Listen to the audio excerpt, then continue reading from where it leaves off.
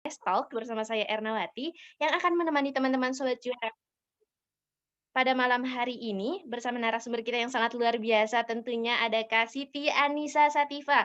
Beliau merupakan Duta Inspiratif FOSEI Jabodetabek. Beliau juga merupakan part of EOA Center Depok dan beliau juga aktif dalam memenangkan banyak sekali kompetisi-kompetisi hingga mencapai 10 lebih achievement yang telah beliau capai. Luar biasa ya teman-teman Sobat Juara.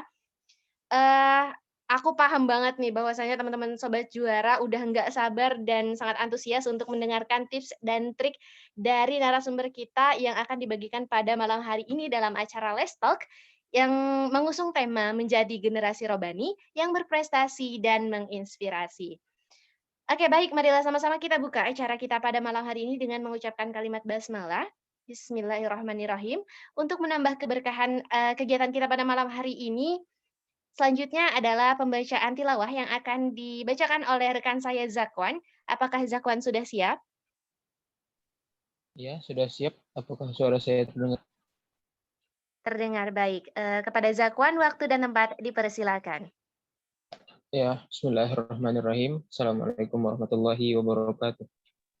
Waalaikumsalam Waalaikumsalam warahmatullahi wabarakatuh. A'udzu billahi minasyaitonir rajim.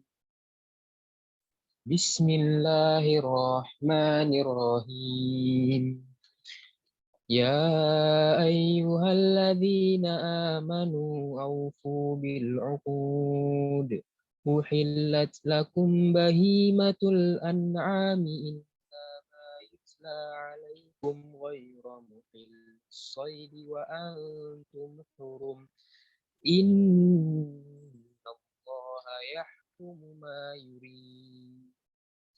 يا أيها الذين آمنوا لا تحلوا شعائر الله ولا الشهر الحرام ولا الهدي ولا القلائد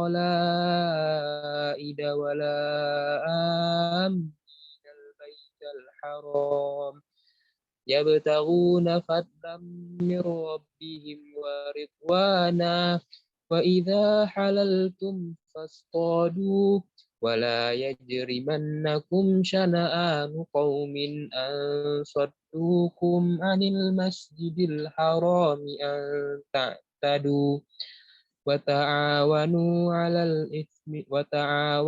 على البر والتقوى ولا تعاونوا على الإثم والعدوان واتقوا الله Innallaha syadidul iqab. Allahul azim. Assalamualaikum warahmatullahi wabarakatuh. Waalaikumsalam warahmatullahi Waalaikumsalam wabarakatuh. warahmatullahi wabarakatuh. Sadaqallahul azim. Terima kasih Zakwan. Semoga dengan apa yang dibacakan rekan saya tadi dapat menambah keberkahan untuk kegiatan kita pada malam hari ini. Oke, sedikit pengantar sebelum materi yang akan disampaikan oleh narasumber kita pada malam hari ini.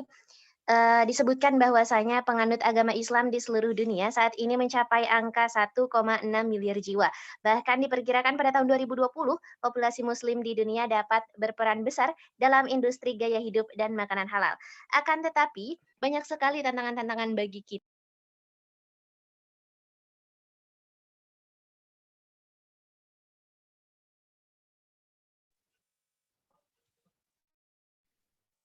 Tes. Ini suaranya hilang ya? Afwan teman-teman, saya lanjutkan kembali, akan tetapi banyak sekali tantangan besar bagi kita Sobat Juara sebagai generasi muda dan bagaimana cara menghadapinya agar tetap menjadi generasi Rabbani yang senantiasa berdedikasi untuk ilahi Rabbi. Oke, langsung saja kita serahkan kepada ahlinya, pemaparan materi yang akan disampaikan oleh speaker kita dan narasumber kita pada malam hari ini, Kak Anissa Sativa.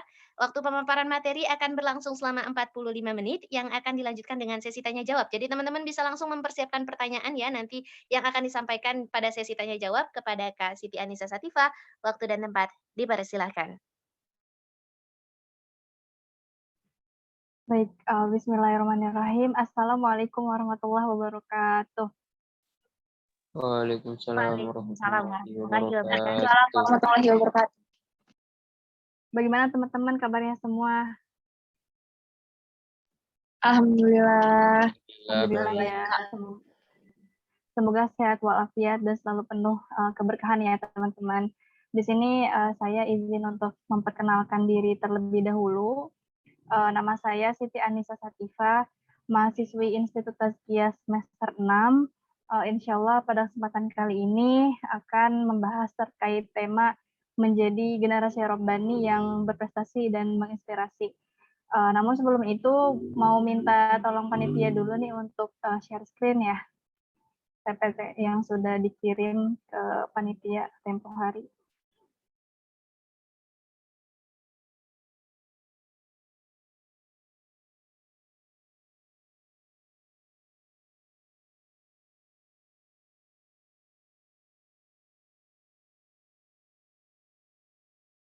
Oke, sebenarnya ini tema yang dikasih panitia ini berat juga gitu untuk saya gitu, sejujurnya gitu ya. Tentang menjadi generasi Robbani yang berprestasi dan menginspirasi. Tapi insya Allah saya akan coba untuk berbagi atau sharing pengalaman gitu ya, yang mungkin nanti diisi dari pemaparan saya kebanyakan kayak yang pernah saya alami aja gitu. Jadi kayak based on my story. Jadi untuk teman-teman juga nanti kalau misalnya saya nanya gitu, mohon untuk partisipasinya supaya lebih terasa gitu interaksinya satu sama lain ya. Oke, boleh di next. Oke, nah ini untuk slide awal. Di slide ini saya mau nanya nih sama teman-teman dahulu gitu. Sudahkah kita menjadi generasi Robbani? Dari teman-teman sendiri terkait makna dari generasi Robbani sendiri itu menurut teman-teman itu apa? Kira-kira. Coba dari teman-teman dulu nih. Dari kata mungkin yang menjadi pembeda itu Robbaninya ya, karena kalau generasi ya kita gitu. Cuma masuk dari makna ada Robbaninya ini loh. Nah, itu apa? Boleh salah satu dari teman-teman bisa jawab atau ini ya malu-malu ya masih awal. Oke, saya lanjutkan ya. Next, di slide selanjutnya ini ada beberapa pengertian yang berdasarkan para ulama yang mendefinisikan terkait generasi Robbani itu sendiri. Jadi intinya generasi Robbani itu adalah generasi gitu atau penerus yang mereka itu makna Robbani ini ada pengenalan lebih kepada Tuhannya gitu, atau kita ini Tuhannya Allah Subhanahu wa taala. Jadi kita yang sudah mengenal lebih jauh gitu mengenai Allah, maka itu sudah dikatakan ekonom Robbani, generasi Robbani gitu ya. Saya terbiasa kalau di progres itu ekonom Robbani biasanya. Nah, ini lebih dirincikan lagi berdasarkan para ulama. Di sini ada 4 ya. Pertama dari Khalifah Ali bin Abi Thalib radhiyallahu an. Beliau ini menyatakan bahwa generasi Robbani itu adalah generasi yang memberikan santapan rohani bagi manusia dengan ilmu atau hikmah dan mendidik mereka atas dasar ilmu. Jadi ada konsep pengajaran di sini ya. Nah, kalau misalnya dari Ibnu Abbas radhiyallahu an dan Ibnu Zubair, ini Robbaniyun atau orang generasi-generasi Robbani ini adalah orang yang berilmu dan mengajarkan ilmunya. Jadi di sini ada konsep yang intinya memberikan kebermanfaatan pada orang lain, intinya seperti itu ya. Karena di sini ada kata mengajarkan itu. Dan dari Imam Abu Ubaid ini adalah Robbani adalah para ulama yang memahami hukum halal dan haram dan menegakkan amal ma'ruf nahi munkar. Kemudian yang terakhir adalah apabila seseorang itu berilmu, mengamalkan ilmunya dan mengajarkannya, maka layak untuk dinamakan seorang Robbani. Nah, makna dari ini semua jika disimpulkan dan jika kita ukur gitu ke dalam diri kita sendiri, apakah kita sudah termasuk generasi Robbani atau kita hanya sebagai generasi aja nih. Nah, itu jawabannya hanya bisa dijawab oleh teman-teman aja, karena teman-teman yang lebih tahu bagaimana kepribadian teman-teman itu sendiri. Apakah teman-teman hanya seorang yang berilmu, tapi tidak mengamalkan ilmunya atau tidak mengajarkannya, itu wallahu alam hanya teman-teman yang tahu. Dan mudah-mudahan ketika kita sudah mengetahui ini makna dari generasi Robbani, semoga ini bisa menjadi dorongan gitu, supaya kita bisa atau ingin menjadi bagian dari generasi Rabbani. Next. Jadi gimana sih karakter seorang generasi Rabbani itu? Nah, ini dia. 4 sifat jika dirangkum dari pernyataan-pernyataan para ulama yang tadi. Yang pertama adalah berilmu dan memiliki pengetahuan tentang Al-Quran dan Sunnah. Kenapa nih ya? Kenapa ini menjadi salah satu sifat? Karena tadi sempat disinggung bahwa karakter dari Rabbani itu sendiri adalah seseorang yang dia itu punya pengenalan lebih jauh gitu, lebih dekat sama Allah Subhanahu wa taala. Dan kenapa kita harus tahu tentang Al-Quran dan Sunnah? Karena ini adalah petunjuk kita. Bagaimana kita bisa hidup dengan benar jika kita tanpa sebuah tuntunan. Yaitu kalau Islam sumbernya adalah dari Al-Quran dan As-Sunnah. Seperti itu. Dan kemudian terlebih lagi ya, Al-Quran dan As-Sunnah itu kan adalah mukjizat gitu, mukjizat terbesar juga gitu yang diberikan dari Allah kepada Rasulullah Shallallahu Alaihi Wasallam. Dari mukjizat-mukjizat sebelumnya yang sudah Allah berikan kepada nabi-nabi, maka ini Al-Quran ini adalah mukjizat terbesar. Jadi jangan sampai kita abaikan. Isinya kita pelajari lalu kita amalkan juga.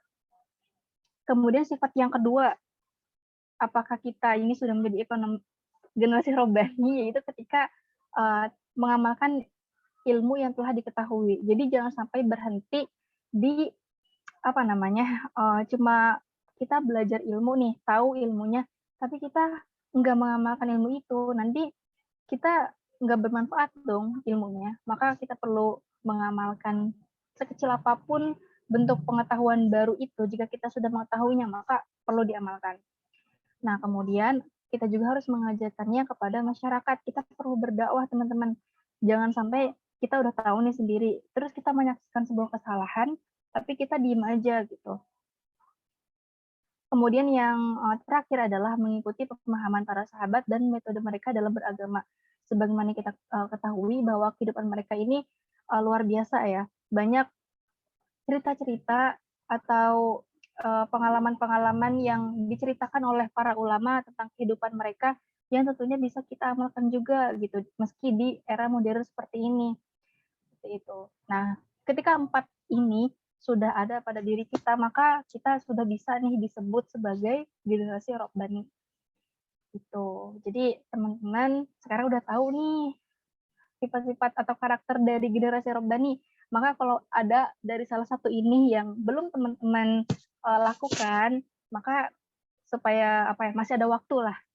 Masih ada waktu dan belum terlambat, maka yuk kita amalkan ini, pengetahuan ini, supaya kita bisa menjadi bagian dari generasi Rabbani.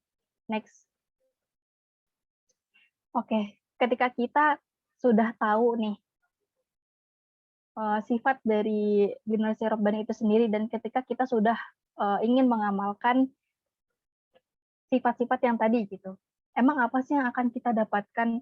Di sini saya beri judul gitu ya, Allah itu Maha menepati janji. Dan ada 2 ayat yang saya sertakan di sini, itu dari Quran Surah An-Nahl ayat 97, kemudian Quran Surah An-Nur ayat 55. Yang pertama adalah, barang siapa mengerjakan amal salih, baik laki-laki maupun perempuan dalam keadaan beriman, sesungguhnya kami akan memberikan kepadanya kehidupan yang baik. Dari keempat sifat karakter yang tadi, itu semuanya baik semua. Itu semuanya perintah atau anjuran kita untuk bertakwa sama Allah ya. Dari sisi muamalah maupun ibadah, seperti itu.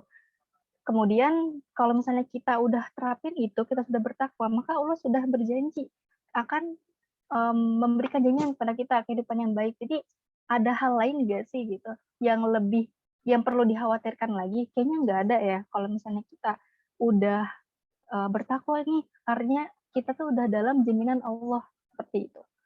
Kemudian dari ayat setelahnya lagi, ayat An-Nur, ini adalah, dan Allah telah berjanji kepada orang-orang beriman di antara kamu dan mengerjakan amal-amal solih, bahwa dia sungguh-sungguh akan menjadikan mereka berkuasa di bumi, sebagaimana dia telah menjadikan berkuasa orang-orang sebelum mereka. Dan sungguh, dia akan meneguhkan atau memberikan kemapanan agama yang telah diridhoinya untuk mereka. Jadi intinya pada ayat ini adalah kalau misalnya kita sudah mengerjakan amal yang solih, kita sudah bertakwa sama Allah, maka Allah akan jadikan agama kita kuat.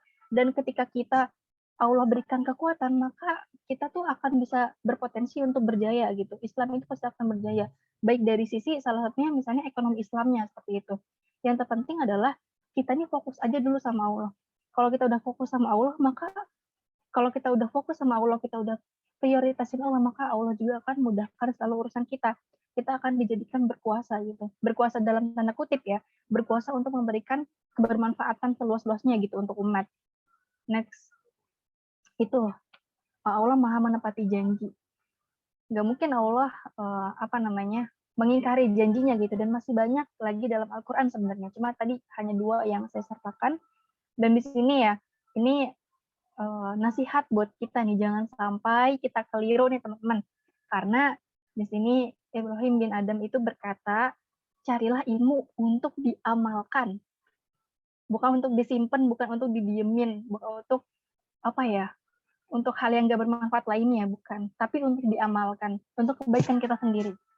Karena kebanyakan manusia itu keliru, kebanyakan manusia. Bayangin, berarti mayoritas gitu ya. Apakah kita salah satu di antara kebanyakan manusia ini? Hanya teman-teman lah yang tahu, yang bisa mengukur itu. Sehingga menjadikan ilmunya setinggi gunung, tapi amalnya sekecil debu. Sayang banget ya, kita udah menuntut ilmu banyak nih, udah sampai setinggi gunung jika diibaratkan, tapi amalnya hanya sekecil debu, kita hanya simpen aja, kita nggak jadikan itu potensi untuk amal jariah kita kelak. Itu sayang, itu rugi kayak gitu.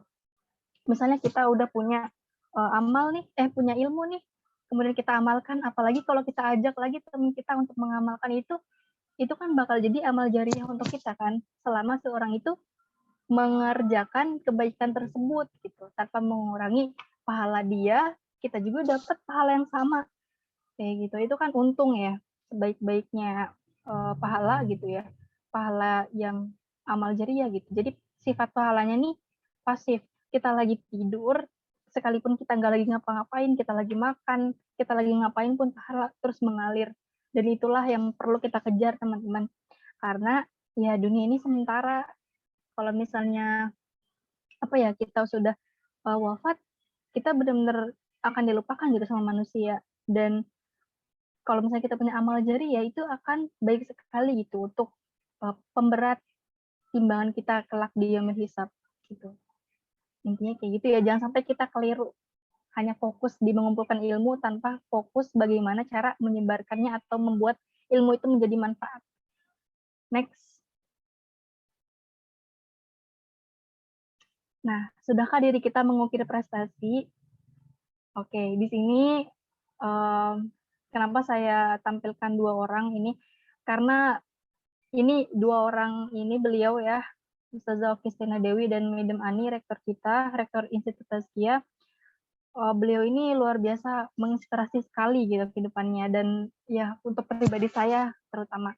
Saya merasa terinspirasi sekali ketika mengetahui tentang Ustazah Oki, kemudian Madam Ani. Yang pertama mungkin dari Ustazah Oki gitu ya. Tapi sebelum itu, prestasi itu apa sih? Mau tahu dong jawaban dari teman-teman. Prestasi itu kalau yang teman-teman pahami itu apa? Oh, tadi ini ada yang jawab ya dari Rizky Hairunisa, yang bisa menerapkan nilai-nilai Islam. Betul. Coba dari teman-teman, yuk. Aku tuh sebenarnya pengennya kita tuh kayak ngobrol gitu, sharing tips. Jadi enggak biar suasananya tuh enggak sepi. Coba dari teman-teman. Karena nanti untuk peserta yang aktif dan antusias pada malam hari ini juga kita akan siapkan reward-nya nih, Kak. Oh jadi iya, tuh ada reward-nya. Ya, untuk lebih aktif lagi ya, Kak ya. Iya. Dari Prestasi itu pencapaian, betul. nih, dia. Ada lagi prestasi, apa itu prestasi? Boleh teman-teman, jangan lewatkan kesempatannya untuk berbicara langsung nih dengan narasumber kita yang sangat luar biasa. Oke, prestasi. Prestasi adalah hasil yang diperoleh dari suatu usaha, Kak. Iya, betul. Ya, jadi prestasi itu adalah hasil atau result kita gitu ya dari effort yang udah kita keluarkan. Kalau kita usahanya itu sudah banyak, kita sudah maksimal, sudah setinggi mungkin gitu ya, pasti hasilnya pun akan baik. Jadi selalu linear gitu. Nah, itulah kenapa sering kita dengar ya, hasil itu tidak akan mengkhianati prosesnya. Kalau prosesnya baik, maka hasilnya pun akan baik. Tapi kalau prosesnya asal-asalan, maka hasilnya pun akan asal-asalan. Jadi dia tergantung gitu ya. Dia itu tergantung dengan prosesnya seperti itu. Dan dari kedua orang ini gitu, dari Madam Ani, Ustazah Oki luar biasa. Beliau ini kita tahu ya prestasi dari Ustazah Oki itu banyak banget. Bahkan sekarang beliau punya lembaga pendidikan yang fokusnya pada Al-Quran. Teman-teman tahu ya, Mas Kanal Hufaz itu bahkan bukan nasional aja, tapi internasional juga udah ke Turki. Lembaga pendidikannya itu basisnya sosial gitu. Itu banyak membantu banyak orang untuk bisa mereka menjadi generasi Qurani. Tahun lalu gitu ya, alhamdulillah pernah 1 bulan ngecamp di sana, jadi ngerasain jadi santri di sana, jadi tahu betul gitu. Beliau juga setiap Jumat itu aku bersyukur banget gitu punya pengalaman belajar bareng sama beliau. Jadi setiap hari Jumat itu anak ngecamp itu punya kesempatan beliau langsung yang mengajar. Beliau itu banyak usahanya juga itu untuk mempelajari Al-Quran. Kita tahu ya, beliau itu sudah fasih banget kalau baca Al-Quran, bagaimana tajwidnya, makharijul hurufnya, tapi beliau terus belajar dan itu bisa menjadi motivasi untuk kita. Beliau saja yang sudah bagus gitu bacaan Qurannya, merasa belum cukup, tidak pernah merasa puas, terus belajar, terus menebar kebermanfaatan itu. Dan niatnya pun beliau tuh luas, ingin menjadikan santri-santrinya yang mereka mendapat beasiswa di sana gitu ya, yang 1 tahun itu kan full ya. Jadi Ustazah Oki ini berharap gitu supaya si anak-anaknya ini kelak bisa memiliki profesi apapun tapi basicnya itu adalah ada Qurannya gitu, hafiz-hafizah. Jadi misalnya dokternya hafiz-hafizah, atau politisi tapi hafiz-hafizah seperti itu. Jadi niatnya juga diluaskan. Nah, karena niat yang luas itu, maka Allah mudahkan dalam waktu belum kurang dari 10 tahun lembaganya, kalau nggak salah baru 5 tahun gitu. Itu udah sampai ke luar negeri, udah ada di Turki. Dan ini juga ya prestasi Madam Ani juga luar biasa. Bahkan beliau ini sudah menjadi salah satu masuk gitu namanya sebagai salah satu cendekiawan yang masuk database dunia. Nah, itu udah internasional prestasinya, bukan cuma nasional. Maka luar biasa banget. Saya pribadi gitu ya kalau memandang wajah mereka gitu kayak tergugah gitu, langsung termotivasi, pengen banget gitu mereka walaupun perempuan tapi tidak ada batasan, artinya kan mereka bisa seperti itu. Maka masa ya kita nggak bisa, harus ada rasa seperti itu teman-teman. Mereka tanpa apa namanya ya, tanpa mengabaikan tugas utamanya atau peran pentingnya dalam rumah tangga, tapi mereka bisa sebermanfaat itu. Artinya kita sebagai wanita pun memiliki peluang yang sama, karena ini udah ada gitu buktinya. Next. Nah, amalan mereka yang bisa kita contoh. Kenapa di sini judulnya amalan mereka gitu, amalan Madam Ani ataupun Ustazah Oki gitu. Karena aku menyaksikan langsung gitu ya. Banyaklah amalan mereka sebenarnya yang mungkin tanpa kita ketahui juga, tapi ini yang saya tulis di sini yang saya ketahui gitu, berdasarkan pengalaman saya pribadi gitu ya, menyaksikan amal mereka. Kita pertama ini orang sujud itu maksudnya sholatnya itu tepat waktu. Saya waktu pas 2020 itu ada kesempatan sama Madam Ani jalan bareng tuh ke suatu tempat gitu ya, sebenarnya ke kampus C itu di Cilember, tanpa sengaja sebenarnya, tapi saya itu diajak gitu. Jadi ada kesempatan jalan bareng sama beliau dalam 1 hari itu, seneng banget, luar biasa ya. Dan di situ otomatis ada sholatnya kan, ada sholat zuhur, asar, dan lain sebagainya, itu beliau sangat tepat waktu. Dan ini tanda berdoa adalah ketika itu kami lagi mau makan nih, terus azan, kedengeran kan azan, beliau tuh nyuruh berdoa. Setelah azan itu langsung nyuruh berdoa, Masya Allah. Langsung tergugah banget gitu. Oh iya, kita berdoa itu salah satu waktu mustajab adalah ketika habis azan ya, sebelum iqomah. Itu salah satu waktu mustajab dalam berdoa. Beliau suruh, ayo berdoa gitu. Akhirnya dia udah berdoa. masing-masing gitu ya, habis azan masing-masing, terus langsung ngajakin sholat. Nah itulah 2 hal penting yang saya yakin karena 2 hal itu beliau Allah mudahkan selalu urusannya. Beliau bisa sampai prestasinya seluar biasa itu karena 2 hal, sholat yang tepat waktu dan berdoa. Selalu melibatkan Allah itu.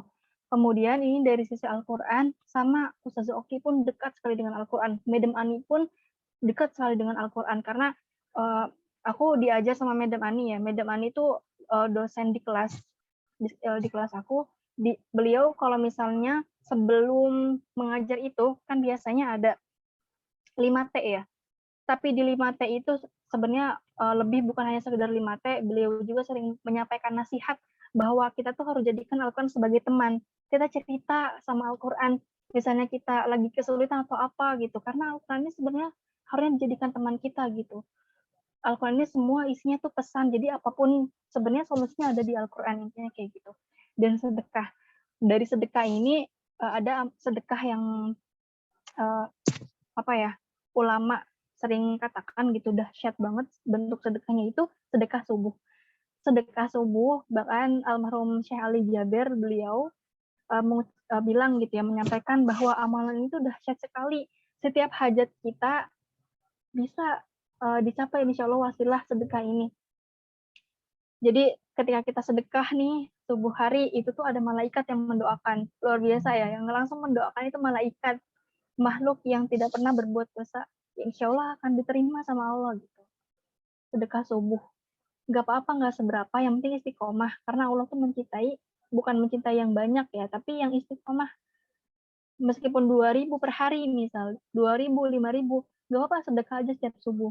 Berdoa apa hajat kalian, kayak gitu. Minta dilembutkan hati seseorang, atau teman-teman mau mencapai prestasi apa, teman-teman misalnya lagi lomba, mau menang, dan sebagainya. Terus aja berdoa, apapun selagi itu baik, maka berdoa, insya Allah akan Allah jawab doanya.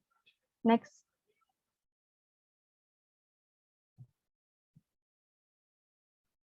Nah, ini berdasarkan dari saya sendiri gitu ya, versi saya gitu. Kalau misalnya kita mau beruntung, maka amalkan ada berapa nih? 8 hal ini. Yang pertama, luaskan niatnya. Kita tuh bukan hanya perlu meluruskan niat. Meluruskan niat tuh benar, itu harus. Tapi kita pun perlu meluaskan niat. Biasanya teman-teman punya bisnis, ini misalnya dalam kasus bisnis gitu ya, sebenarnya bisa dikaitkan dengan setiap kehidupan gitu ya. Misalnya punya bisnis, kalau teman-teman hanya meniatkan untuk profitnya buat teman-teman sendiri aja, maka Allah bakal kasih segitu doang gitu. Sebuat kita doang gitu. Tapi kalau kita niatkan luasnya untuk bisa kasih ke banyak orang, supaya bisa lebih bermanfaat, bisa bantu orang dan sebagainya, pasti Allah pun akan memberikan ya udah luas gitu, bukan hanya untuk kita aja. Bahkan dalam salah satu hadis juga, kenapa nih ya kita harus luaskan niat atau kita perlu peduli sama orang lain? Karena dalam salah satu hadis, teman-teman pasti sering dengar juga yang intinya gini, tidak beriman seseorang yang kalau misalnya malam dia dalam keadaan kenyang, tapi dia membiarkan tetangganya dalam keadaan lapar. Dia tahu tetangganya lapar, tapi dia diem aja gitu, padahal dia kenyang. Kenapa nggak ngasih ibaratnya gitu kan? Dalam hadis ini pun Allah tuh bilang kayak menganjurkan kita untuk peduli sama sesama. Jadi intinya luaskan niatnya. Kalau teman-teman mau menang lomba atau apa, kenapa teman-teman mau menang lomba? Untuk apa gitu? Luaskan niatnya. Jangan hanya sekedar lurus, tapi harus luas. Kemudian minta restu orang tua. Nah ini, kata-kata restu ya, minta restu orang tua. Bukan hanya sekedar ketika kita mau nikah aja minta restunya ya, atau apa gitu. Nggak harus pas itu aja gitu. Sekecil apapun, kita tuh harus minta restu beliau. Kita harus minta restu beliau. Misalnya kita yang mau lomba gitu ya, mau lomba, mau presentasi, mau apa, minta doa beliau karena ini apa sih? Oke, komen. Karena beliau ini pasti ya yang jadi faktor terbesar keberhasilan kita kayak gitu.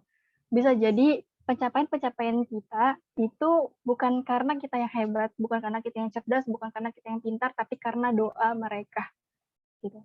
Nah, terus selanjutnya jangan remehkan doa. Nah, ini maksudnya kita tuh nggak cuma minta doa dari orang tua aja gitu. Kita tuh perlu juga minta doa dari teman-teman. Kita nggak tahu doa siapa yang dikabulin. Ini penting banget. Jangan remehkan doa. Terus terkait yang tadi misalnya doa habis azan, kemudian waktu aku ingat jadinya pas bukan semester, sebelum masuk kuliah, waktu itu lagi lomba juga gitu ya. Lomba ini pertama kali lomba di situ gitu, menang. Aku ingat waktu itu minta doa ke ibu warung sampai segitunya. Jadi waktu itu jajan, terus minta doa, "Ibu, doain saya ya, saya lagi lomba gitu, doain supaya menang." "Iya, Neng," gitu, didoain supaya menang gitu ya. Nah, itu bisa jadi karena doa ibu warung itu, kita nggak tahu. Ini jangan remehkan doa siapapun. Doa ini penting banget, serius dia penting banget. Terus ikhtiar maksimal. Sebelum doa, jangan pindah dulu deh. Jadi pengen sharing deh, pas Pemilnas kemarin, itu sebelumnya ya, alhamdulillah ya Allah berikan qadarullah gitu ya, Allah berikan karunia juara 1 gitu, tim Nisa dan teman-teman. Padahal sebelumnya itu kami tuh dinyatakan gak lolos. Tapi kami enggak berhenti berdoa di situ.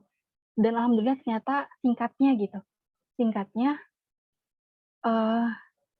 ada kabar dari panitia gitu bahwa mereka tuh salah mengakumulasi nilai. Ternyata justru nilai kami yang tertinggi. Coba bayangin, dari nggak lolos dinyatakan nilainya tertinggi. Kok bisa ya? Nggak tahu. Karena itu mungkin kekuatan doa gitu. Nggak meremehkan doa. Selalu yakin. Jadi nggak merasa lemah gitu dalam berdoa. Selama finalnya belum, ceritanya kan itu mau masuk final gitu ya. Selama finalnya belum berlangsung, masih ada kesempatan. Boleh jadi ada keajaiban. Waktu itu tuh yakinnya seperti itu. Terus istighfar juga penting. Karena bisa jadi kejadian itu adalah karena ada dosa yang kita perbuat. Misalnya bisa jadi kita ada sedikit merasa lebih baik dari yang lain. Itu mungkin jadi penghalangnya. Akhirnya Allah tunda dulu gitu. Apakah kita mau beristighfar atau enggak. Bisa jadi kayak gitu. Dan intinya jangan remehkan doa. Itu penting. Terus ikhtiar maksimal mungkin bisa di-sharing juga yang Pemilnas kemarin. Jadi pas ketika dinyatakan gak lolos, saya itu berusaha mungkin gitu untuk dapat transparansi nilai. Itu ikhtiar maksimalnya di situ gitu, karena itu hak juga ya. Awalnya panitia nggak mau ngasih transparansi nilai. Padahal saya tuh minta transparansi nilai karena memang bisa jadi nanti panitia bakal ulangi lagi tuh ngitungnya gitu. Dan ternyata alhamdulillah ya, karena ini masih ada celah yang bisa diikhtiarkan, maka transparansi nilai itulah yang jadi objek yang saya ikhtiarkan gitu waktu itu. Akhirnya alhamdulillah ternyata benar ada salah akumulasi nilai. Terus mudahkan urusan orang lain. Nah, ini sisi mudahkan urusan orang lain, kita nasihat siapa ya? Pernah bilang juga gitu ya, kalau kita mudahkan urusan orang lain, maka Allah akan mudahkan urusan kita. Kalau kita persulit urusan orang lain, maka nanti juga urusan kita akan dipersulit. Kayak gitu. Mudahkan urusan orang lain, dan ini juga nih doakan orang lain. Kalau misalnya kita mendoakan orang lain, pada dasarnya itu mendoakan diri kita sendiri juga. Apalagi kalau kita lagi merasa terzolimi. Ya, kalau kita merasa terzolimi, itu mustajab banget gitu. Mending doain untuk diri kita juga sih, nggak cuma orang lain. Apalagi ya, kalau misalnya doain orang lain nih, poin-poin ini, waktu itu pas Pemilnas juga, aku itu kan merasa terzalimi ya, karena ya pertama awalnya transparansi nilai nggak mau dikasih sama panitia, merasa terzalimi itu satu gitu. Dari situ berdoa, dan teman-teman tahu nggak, itu dikasih transparansi nilai itu jam berapa? Jam 3:30 pagi. Di saat teman-teman tim yang lain udah pada persiapan dari habis Isya gitu untuk persiapan final besok, itu saya baru dikasih tuh 3:30 pagi. Artinya mepet banget kan untuk persiapan. Dan di saat study case teman-teman yang lain udah dikasih ketika habis Isya, saya baru bisa dikasih jam 6:30 pagi, janjinya dari panitia kayak gitu. Ya udah, 3:30 itu juga saya tuh langsung menghampiri panitia lagi, jadi ada yang ngabarin saya, terus saya, datengin panitia, oke gitu, alhamdulillah lolos, intinya kayak gitu singkatnya. Terus saya minta study case, oke apa yang bisa dipersiapin, apa tema yang saya dapat, ibaratnya kayak gitu, tolong kasih sekarang kalau bisa. Tapi panitia nggak bisa waktu itu, karena memang ada satu tim lain yang dinyatakan lolos juga, tapi tim itu tidur. Jadi beruntung tuh tim yang lain, dia tidur nyenyak, bangun-bangun dinyatakan lolos gitu ya. Nggak tahu tuh ada yang ibaratnya ada yang usaha juga gitu ya. Jam 6:30 janji panitia. Terus pas jam 6:30 itu masih belum dikasih study case. Di situ merasa terzalimi lagi yang kedua kali. Di situ saya berdoa, ya Allah, saya merasa terzalimi, tolong jadikan saya juara 1. Bener juara 1. Itu kekuatan doa, saya yakin banget kekuatan doa, karena dari situ Allah mudahkan gitu. Intinya doa tuh emang senjata umat muslim. Terus ini mudah mengucap terima kasih. Jadi jangan sampai kita kurang apresiasi sama orang lain gitu ya. Kita perlu banyak berterima kasih sama orang lain, bahkan sama alam pun, sama alam, sama diri kita perlu terima kasih tuh. Setiap bangun tidur misalnya, perbanyak syukur. Kita keluar rumah, kita ucapin makasih alam gitu, makasih alam sudah menemani saya gitu, makasih jiwa raga saya gitu yang sudah masih kuat sampai saat ini, seperti itu. Banyak mengucap terima kasih, intinya banyak bersyukur. Dan yang terakhir adalah yakin Allah yang Maha Kuasa. Kita udah semaksimal apapun, udah ikhtiar semaksimal apapun, tapi kalau Allah nggak berkehendak nggak akan terjadi. Dan sekalipun hal itu mustahil, tapi kalau kita yakin Allah Maha Kuasa dan Allah menghendaki itu terjadi atau akan diberikan kepada kita, nggak ada satu hal pun yang akan menghalangi hal tersebut untuk tidak sampai. Pasti bakal sampai. Karena Allah yang Maha Kuasa, kayak tadi contohnya, dinyatakan nggak lolos, ternyata jadi juara 1 itu, ya Allah, benar-benar banyak spontanitas yang terjadi. Kalau teman-teman, kalau kita punya waktu sharing lebih lama, mungkin bisa diceritain gitu. Dari sisi study case juga waktu itu tuh berharap dapat satu tema yang itu lagi di bis nih ceritanya, ngobrol sama tim, aduh ini gimana, udah 6:30, belum dikasih juga, akhirnya 7:30 baru dikasih. Padahal bentar lagi udah mempresentasi ibaratnya gitu ya, dalam waktu kurang lebih 3 jam lagi. Di situ berdoa dalam bis gitu ya, karena ya tadi lagi merasa terzolimi gitu. Kami minta gitu sama Allah untuk dapetin satu tema yang itu kami udah kepikiran mau presentasi apa gitu. Dalam kurang waktu 5 menit juga WA masuk dari panitia bilang bahwa kita dapat tema yang kita inginkan itu. Merinding, langsung merinding banget, itu kan spontan banget gitu, Allah jawab. Luar biasa kekuatan doa. Dan fungsi yakin Allah Maha Kuasa. Jadi ini teman-teman, 8 hal ini based on my story gitu. Teman-teman harus merasakan hal ini juga, keberuntungan itu juga ketika melaksanakan 8 hal ini. Next. Oke, di poin ini poin yang mungkin teman-teman udah merasa usahanya maksimal, doanya sudah maksimal dan sebagainya, tapi teman-teman nggak mendapatkan hasil yang teman-teman inginkan. Ada kemungkinan teman-teman juga merasa lelah, posisi paling jenuh gitu ya. Ya Allah, aku lelah, terus banyak pertanyaan yang muncul, kenapa aku nggak seberuntung mereka? Apakah usaha dan doaku masih kurang? Apakah sedekahku masih belum cukup banyak? Kenapa engkau tidak mengabulkan doaku? Atau bahkan langsung seuzon sama Allah? Saya pribadi pernah kayak gitu. Dan apa yang jadi obat? Yang jadi obat ini 2 ayat ini. Quran Surah Al-Baqarah 153 dan 216. Kita disuruh menjemput pertolongan Allah dengan sabar dan sholat. Teman-teman pernah nggak lagi sholat sambil nangis? Kayak baca doa sholat aja, ini loh, susah gitu, karena nahan sesek, air mata gitu. Mungkin teman-teman pernah kayak gitu. Tapi emang itu nikmat banget. Ternyata sesuatu hal yang kita sukai terjadi dalam diri kita, itu memang membuat kita makin mesra gitu sama Allah.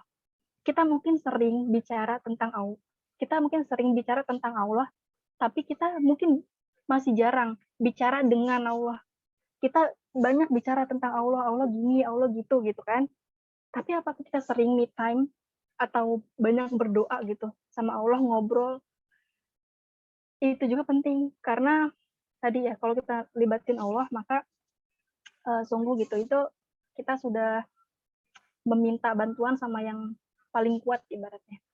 Nah, kemudian ini 216 percaya bahwa Allah tahu yang terbaik untuk kita sedangkan kita tidak mengetahui.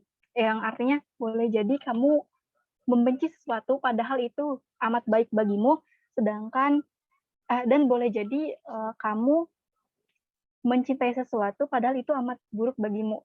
Nah, hal itu. Kamu mengetahui sedangkan kamu tidak mengetahui sedangkan aku mengetahui.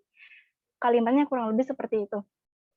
Kalau kita udah yakin, oh iya, yang Allah kasih pasti terbaik, ya udah, ya Allah aku pasrah, aku ridho. Selama engkau tidak meninggalkanku, maka insya Allah aku akan baik-baik aja. Lapangkanlah dadaku, buatlah aku menerima semuanya. Insya Allah semuanya akan menjadi ringan dan pasti akan ada hal terbaik lainnya di lain waktu yang teman-teman dapatkan.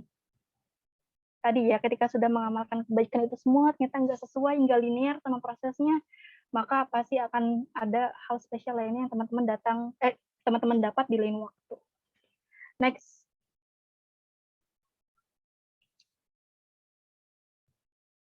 Nah, kalau teman-teman mau menginspirasi, maka jadikan tantangan sebagai peluang. Tantangan kita itu emang apa aja di era modern ini? Yaitu lifestyle. Kemudian dari sisi teknologi, pergaulan. Teman-teman tahu ya, banyak pergaulan bebas di mana-mana. Bahkan sekarang diviralkan, diberi panggung. Tahu ya, yang Citayam, kayak itu. Tahu, Erna tahu? Tahu kan? Ya. JJ. Disebutin namanya. Oke, terus dari media entertainment juga itu sebenarnya tantangan, tapi sebenarnya bisa kita jadikan peluang. Dari sisi lifestyle misal, gaya hidup nih, khususnya kita yang muslimah, kita tahu ya beberapa style pakaian itu ada yang hanya dia justru bukan menutup aurat tapi membentuk aurat ya, karena kelihatan gitu, keindahan kita tuh kelihatan. Itu sebenarnya gaya apa ya, lifestyle yang jadi tantangan juga buat kita gitu. Kita boleh jadi tergoda gitu kalau kita kurang kuat imannya, kita bisa jadi pakai pakaian itu. Cuman nauzubillah min dzalik, jangan sampai. Nah, itu perlu kita jadikan peluang, kita harus tetap istiqomah dengan apa adanya kita gitu. Bagaimana Islam memuliakan kita, karena yaitu untuk mempertahankan identitas kita, jangan sampai itu hilang. Dan insya Allah dengan keistiqomahan kita itu, kita pasti akan menginspirasi orang lain.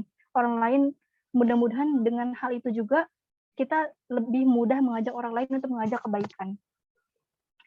Terus dari sisi teknologi, dengan kemudahan interaksi dalam jangkauan luas ini, tantangannya itu adalah kita mudah untuk mendapatkan berita-berita yang tidak bermanfaat gitu ya, yang hoax, yang bohong, sehingga menimbulkan suudzon, kita bisa memfitnah orang, berprasangka buruk sama orang, gibah gitu dan lain sebagainya.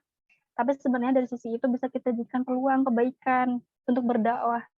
Dan untuk terkait dakwah itu nggak cuma tentang kita ceramah di majelis ta'lim, itu nggak kayak gitu aja. Dari hal terkecil dan sederhana pun sebenarnya bisa. Karena arti dakwah itu sendiri adalah mengajak kebaikan gitu ya, mempengaruhi orang lain untuk melakukan hal yang baik. Kalau saya pribadi, biasanya kalau pakai Instagram itu kalau nemu kalimat yang bagus gitu, kalimat yang memang di situ ada inspirasi yang menguatkan, biasanya suka di-repost. Itu juga sama, itu juga hal yang bisa orang lain nanti baca juga, orang lain yang nggak tahu jadi tahu gitu. Itu dari sisi pergaulan nih, teman-teman udah tahu atau belum nih ya, dari lembaga pemerintahan yang non kementerian, apa ya namanya, BKKBN, Badan Kependudukan dan Keluarga Berencana Nasional, itu mencatat sekitar 2,4 juta per tahun wanita aborsi. Nauzubillah min dzalik. Ya Allah, nggak kebayang ya, di samping orang banyak banget yang mereka berusaha untuk punya anak, tapi di samping itu juga ternyata per tahun 2,4 juta. Itu banyak banget ya Allah teman-teman. Karena apa? Karena pergaulan bebas. Harusnya dengan apa ya, kemudahan kita untuk bergaul dengan orang lain itu kita jadikan peluang untuk kita menempatkan diri di antara orang-orang yang dia itu orang-orang soleh yang bisa memberikan dampak positif sama kita. Kita yang bisa mengkontrol diri kita sendiri, teman-teman. Siapa lagi yang bisa kalau bukan diri teman-teman sendiri? Kepada siapa kita bergaul? Sekalipun pergaulannya itu dengan ibu-ibu ataupun ibaratnya orang-orang dewasa, tapi kalau itu adalah kebaikan, bisa membawa dampak positif, maka lakukan aja, nggak perlu malu. Gitu. Aku tuh apa ya? Aku kan ikut organisasi juga ya, organisasi di EOA, dan di situ tuh paling muda. Jadi kadang suka apa ya? Ya paling muda sendiri gitu. Kadang juga mereka heran gitu kan. Tapi ya udah, kalau terus aku juga jadi kayak apa ya? Bilang ke mama gitu ya, ke orang tua kayak, "Mah, ini sama gaulnya sama ibu-ibu gitu, jadi nggak usah khawatir." Kadang suka kayak gitu jadinya. Jadi bukan hanya teman sebaya aja, tapi teman-teman yang udah dewasa juga nggak masalah gitu. Mereka tuh bisa jadi relasi kita loh. Barangkali nanti kita butuh pekerjaan, kita butuh bantuan, mereka bisa bantu, insya Allah. Intinya pastikan teman kita adalah teman yang baik. Karena jangan sampai kita menjadi golongan orang yang nanti menyesal telah menjadikan seseorang menjadi teman akrab kita padahal dia menjerumuskan. Nanti ada tuh masa seperti itu. Dalam Al-Quran itu dijelaskan juga kayak gitu. Ada orang yang nanti menyesal. Orang yang nanti ceritanya nih orangnya itu masuk neraka nih, misal. Dia mencari temannya kok nggak ada yang dulu di dunia. Ternyata informasinya gitu ya. Ternyata Allah tuh menjawab bahwa teman-temannya itu sudah bertaubat ketika setelah dia meninggal dunia. Itu kan nyesel banget ya. Pasti si orang itu di saat itu sangat menyesal telah menjadikan si orang tersebut teman dekatnya selama di dunia. Nauzubillah min dzalik, jangan sampai kayak gitu. Terus media dan entertainment ini lebih mana ya? Kalau contohnya sinetron misal, sinetron atau hal-hal yang kita tonton lah ibaratnya menjadi hiburan, itu juga akan berpengaruh sama kita. Kalau kita nggak positif, kalau kita justru melihat hal yang nggak baik, itu bakal berpengaruh pada kepribadian. Dan bisa jadi itu menjadi penghalang doa kita dikabulkan.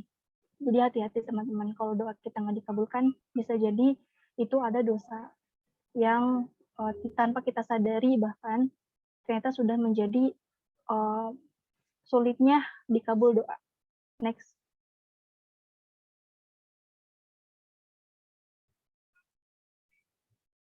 Boleh di next.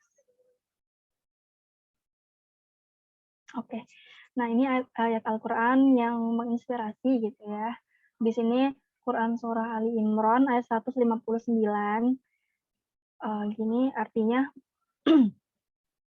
maka berkat rahmat Allah, engkau Muhammad SAW berlaku lemah lembut terhadap mereka. Sekiranya engkau bersikap keras dan berhati kasar, tentulah mereka menjauhkan diri dari sekitarmu. Karena itu maafkanlah mereka dan mohonkanlah ampunan untuk mereka. Dan bermusyawarahlah dengan mereka dalam urusan itu. Kemudian apabila engkau telah membulatkan tekad, maka bertawakallah kepada Allah. Sungguh Allah mencintai orang-orang yang bertawakal. Lagi-lagi di sini kita suruh tawakal. Jadi tadi ya kaitannya yang ceritanya ya Allah aku lelah gitu.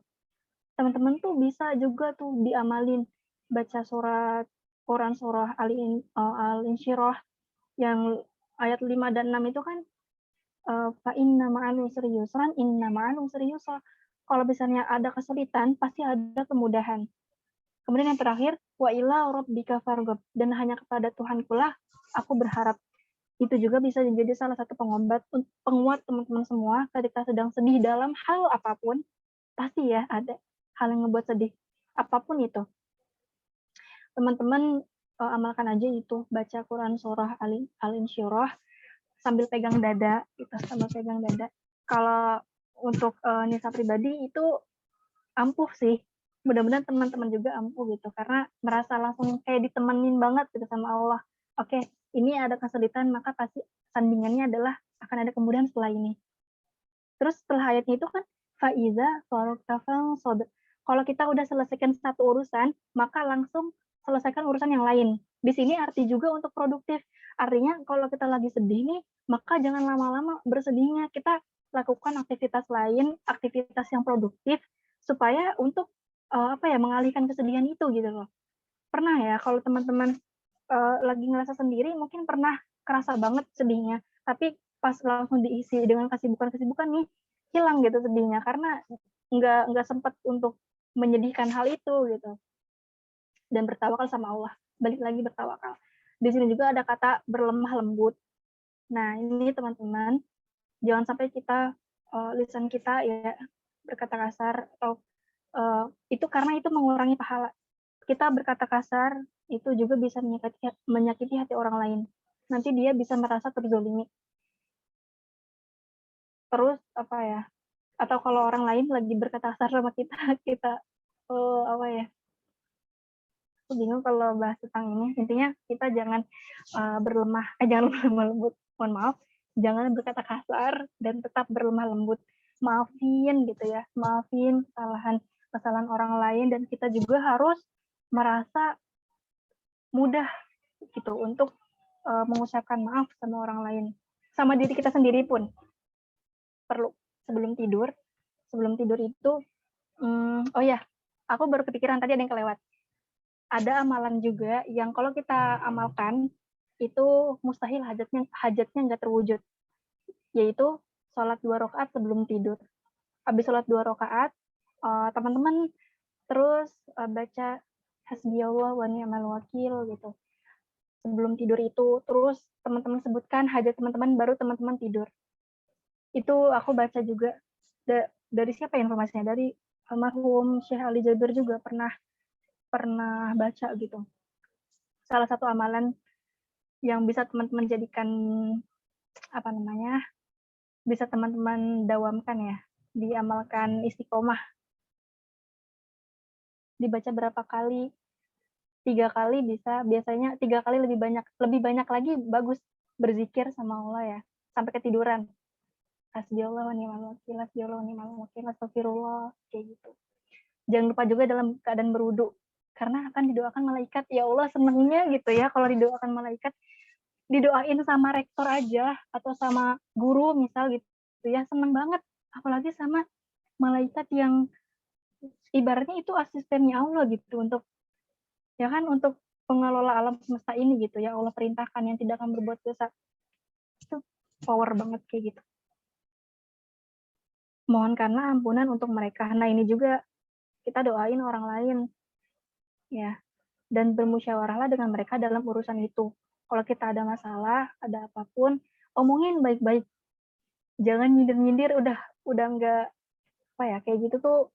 Ya gimana mau tahu orang itu salah kalau nyindirnya di sosmed, ibaratnya kan justru bisa berpotensi yang nggak salah merasa salah gitu kalau orangnya merasa kayak gitu. Next.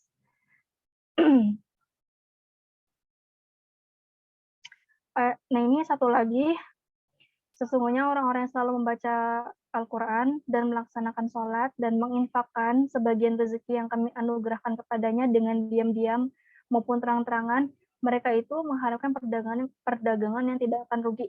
Artinya kalau misalnya kita udah bisnis sama Allah nih, maksudnya bisnis sama Allah tuh kayak tadi, kita banyak nolong orang, itu kan kalau dalam pandangan kita mungkin harta kita berkurang.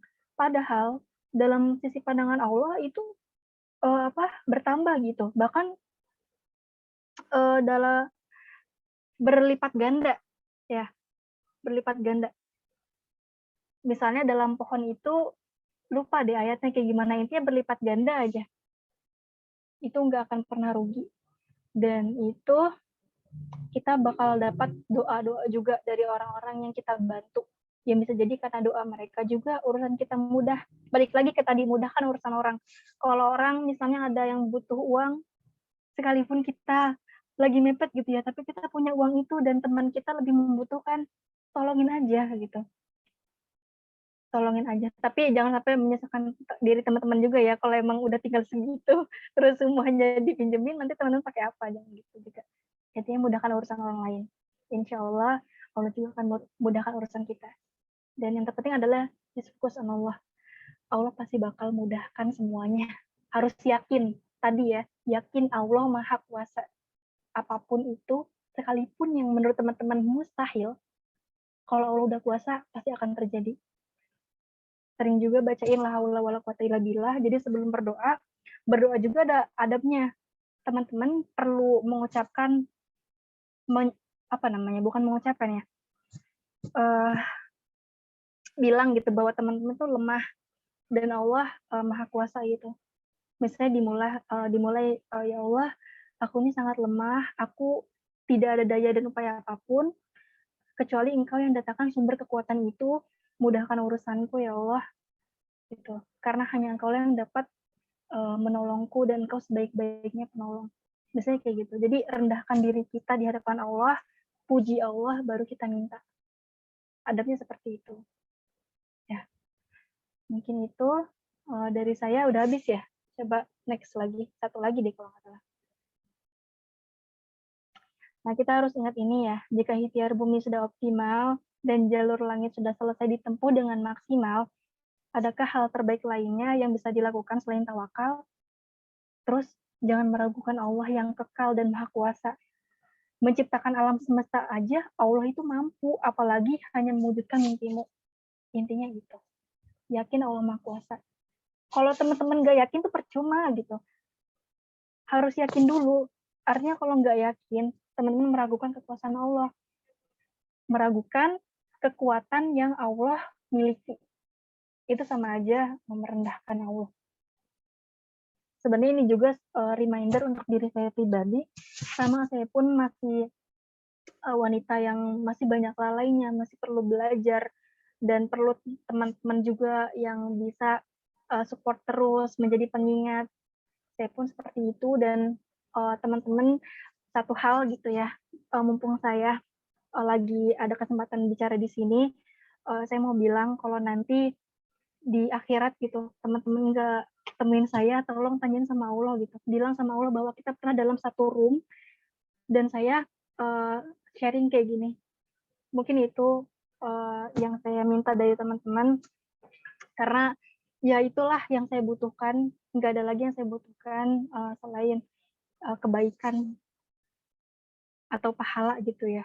Yang mudah-mudahan dari sharing tipis-tipis ini bisa menjadi peluang atau potensi juga untuk amal jariah saya kelak. Mudah-mudahan ya itu aja dari saya.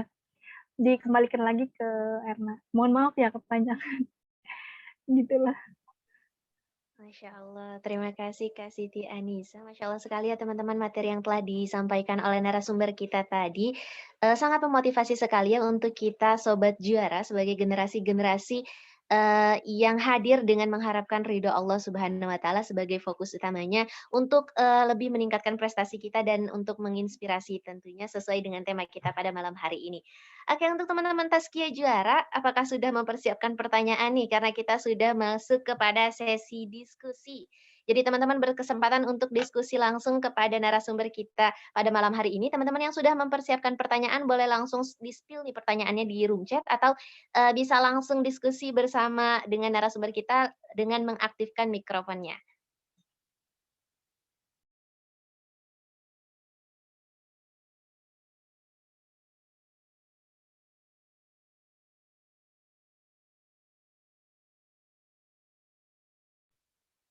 Oke, Kak Anissa, sambil kita menunggu teman-teman mempersiapkan pertanyaan, mungkin ya, aku juga mau nanya nih sama Kak Anissa, aku nggak mau ngelewatin kesempatan yang sangat berharga ini, karena untuk berdiskusi dengan seseorang yang sangat luar biasa pada malam hari ini, aku mau nanya nih sama Kak Anissa, gimana sih Kak cara kita untuk membangun generasi yang berkarakter dan berprestasi dengan nilai-nilai Islam menurut Kak Anissa? Oke, Teman-teman Masya bisa sambil Allah. dipersiapkan ya pertanyaannya. Oke, tadi Erna berlebihan nih ngomongnya luar biasa terus. Aku mah biasa aja. Oke, gimana cara membangun generasi ya? membangun generasi yang tadi berprestasi. Gimana? Sebenarnya ini pertanyaannya, Masya Allah ya, luar biasa banget. Gimana caranya? Sebenarnya harus dari diri kita sendiri sih. Jangan sebelum kita bicara tentang generasi yang banyak, generasi itu kan artinya banyak ya, lebih dari satu orang. Kita coba dari diri kita sendiri dulu untuk menjadi, kan tadi udah tahu nih ciri-ciri generasi Rabbani itu seperti apa. Dia perlu pengetahuan yang ibaratnya Al-Quran as-Sunnahnya tahu gitu, terus mengajarkan. Karena kan kita tahu ya, terkait Al-Quran dulu deh, terkait Al-Quran itu ada hadis juga, khairukum man ta'allama al-Quran wa 'allamah. Sebaik-baiknya kalian itu adalah yang mempelajari Al-Quran dan mengamalkannya. Pertama itu. Ini fokusnya lebih ke diri sendiri dulu ya. Karena untuk tercipta satu generasi, kita perlu dari diri kita sendiri dulu, kemudian nanti kita punya anak, kita terapkan ke anak kita, itu baru membangun generasi. Karena generasi itu terbentuk dari basis terkecil dulu, namanya keluarga. Ya kan? Kita nanti kan insya Allah bakal punya keluarga. Nah, kita bisa berkontribusi untuk menciptakan generasi Rabbani dengan memberikan pemahaman, mendidik anak-anak kita nanti itu untuk menjadi generasi Rabbani seperti itu. Dan untuk mendidik mereka, maka perlu dulu nih kitanya tahu yang empat tadi ciri-ciri tadi, coba menjadi evaluasi untuk diri kita, apakah kita sudah mengamalkan itu atau belum, kayak gitu. Maka kalau misalnya kita sudah mengamalkan itu, bisa dikatakan kita sebagai generasi Rabbani. Artinya kita berpotensi juga untuk menciptakan generasi setelah kita, yaitu anak cucu kita nanti, untuk jadi generasi Rabbani pula. Kayak gitu. Yang tadi. Yang 4 tadi. Ya. Oke, baik. Terima kasih Kak Anissa. Sepertinya ada pertanyaan juga nih dari sobat Jara kita yang lainnya. Dia bertanya, terkait sholat hajat dan sholat yang tadi Kakak sebutkan ya di dalam pemaparan materi, sholat yang sebelum tidur itu sholat hajat atau sholat witir, Kak? Ini ini sudah terjawab dari Kak Turfa di pertanyaan yang kedua, yaitu kalau misalnya kita diperlakukan secara zolim, apa saja yang diperlukan apa yang perlu kita lakukan ya Kak? Karena kalau diam saja otomatis kita sakit hati, Kak. Kalau saran dari Kak Anissa bagaimana? Terima kasih, Kak. Boleh dijawab, Kak? Diperlakukan secara zolim, apa yang kita lakukan, kalau diam saja sakit hati, ya betul. Tadi dari ayat yang menginspirasi, ada kalimat bermusyawarahlah kalian dengan mereka, kata itu ya. Arti musyawarah itu kan artinya dikomunikasikan, dikoordinasikan. Terkait zolim, seperti contohnya pada saat kemarin saya pemilnas, saya merasa terzolimi banget ya, karena nggak dapat transparansi nilai. Saya komunikasikan sama panitia, karena justru itu bener sakit hati itu bener, apalagi kalau diem. Maka diikhtiarkan dengan cara yang baik, dimusyawarahkan dengan cara yang baik. Kenapa kita ingin memusyawarahkan itu gitu? Kita perlu bilang sama pihak yang terkait, dan kita bilang kalau misalnya nggak seperti ini, nggak kalau di Temirnas yang kemarin, maka itu zolim Kak gitu. Terus terang aja ngomong kayak gitu. Tapi ini nggak tahu ya, ini dalam konteks apa dulu, apakah masalah pribadi apa gitu, misalnya hutang kali ya, misalnya teman-teman memberikan hutang ke temen, terus temennya ternyata kalau pas ditagih nggak ada uang tapi dia jalan-jalan misalnya kayak gitu, kita sakit hati ya, mungkin bisa kayak gitu. Jadi perlu dimusyawarahkan. Dan ini kan ceritanya kita punya waktu, kita lagi ada di masa dizolimi, perbanyak berdoa karena itu mustajab. Orang yang terzolimi itu doanya dikabul sama Allah, entah itu langsung spontan atau di waktu yang tepat. Yang terpenting itu adalah isi waktunya dengan doa. Allah itu mengabulkan doa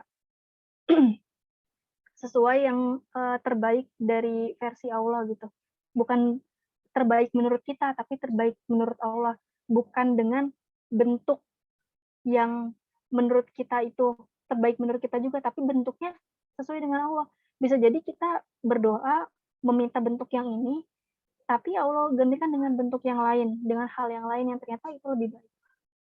Jadi gitu intinya dimusyawarahkan dan perbanyak doa di masa zolim. Terus, Assalamualaikum Kak, izin bertanya. Ini langsung ke pertanyaan selanjutnya ya, Erna. Boleh. Oke. Di mana letak prestasi kita? Karena saya suka bingung letak prestasi saya di mana. Oke. Ini berarti lebih ke ini ya, pencarian jati diri gitu ya. Kalau saya pribadi gitu ya, cara saya bisa mengetahui skill saya di mana. Jadi sejak dulu gitu ya, nggak ada waktu terlambat sebenarnya. Teman-teman pun dari sekarang bisa memulai itu lagi. Jadi gini, jangan lewatkan peluang baik. Jadi setiap peluang baik itu layak untuk dicoba. Intinya itu.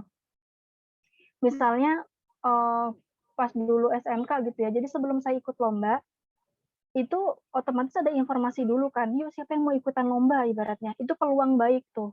Saya nggak tahu saya bisa atau enggak. Waktu itu tuh yang dipelajari udah materi-materi anak kuliahan. Anak SMK itu hanya sebatas AB misal, tapi yang dipelajari itu sampai Z misal. Sekalipun saya tahu gitu ketidakmampuan saya saat itu, tapi saya enggak melewatkan kesempatan baik itu. Balik lagi ke yang tadi, jangan lewatkan peluang baik itu layak untuk dicoba. Setiap peluang baik yang datang ke siapa nih yang nanya? Ke Gusti Randa, maka ambil peluang itu selagi itu baik. Boleh jadi ternyata sisi prestasi kamu itu ada di situ gitu. Ya, bisa jadi kayak gitu. Tapi kalau misalnya, oh ini nggak bisa nih, bisa jadi peluang yang lain yang kamu ambil. Nah itu di situ. Intinya ketika yang datang sama kita, maka ambil peluang itu. Kayak gitu ya. Misalnya pun organisasi, terus ajakan kebaikan, ambil aja. Misalnya kayak sekarang, saya ngisi materi gitu. Padahal saya juga belum tentu termasuk ke dalam tema itu kan. Tapi karena peluang itu hadir ke saya, artinya panitia percaya sama saya, maka saya ambil peluangnya. Kayak gitu. Bisa jadi juga ini jadi potensi saya untuk meraih amal jariah. Amal jariah itu kan prestasi juga, ya kan? Saya berusaha untuk sharing gitu kan, untuk mendapatkan result, untuk mendapatkan hasil pahala misal amal jariah. Karena kan tadi makna dari prestasi itu apa? Adalah hasil yang kita dapatkan atas usaha kita, atas hal yang kita kerjakan kayak gitu kan. Nah kayak gitu. Jadi bicara tentang prestasi itu beragam. Intinya kayak gitu. Gimana? Terjawab nggak? Kalau nggak terjawab nggak apa-apa, bilang aja ya supaya bisa tetap ngobrol-ngobrol gitu. Ya, gimana Kak Turfa dan Kak Gusti Randa atas jawabannya? Apakah ada tanggapan? Sudah terjawab ya? Oke, kita langsung beralih kepada pertanyaan selanjutnya dari Kak Rizky Hairunisa. Nih kita kasih kesempatan langsung untuk Kak Hairunisa menyampaikan pertanyaannya langsung on mikrofon aja ya Kak, biar bisa diskusi langsung dengan narasumbernya gimana? Boleh. Kak Rizky. Boleh.